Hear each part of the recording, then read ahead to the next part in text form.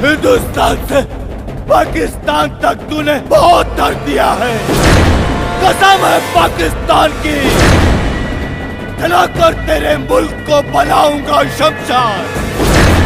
पहले जलेगा तू, फिर तेरा हिंदुस्तान। हिंदुस्तान मुर्दाबाद।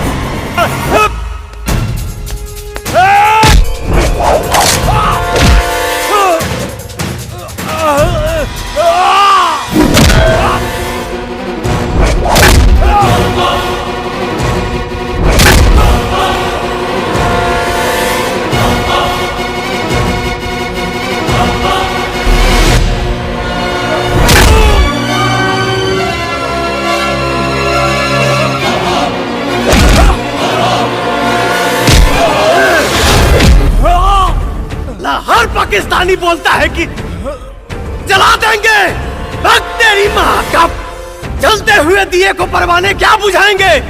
और जो मुर्दों को नहीं जला पाते वो जिंदों को क्या जलाएंगे? मेरा हिंदुस्तान जिंदाबाद था, है और रहेगा।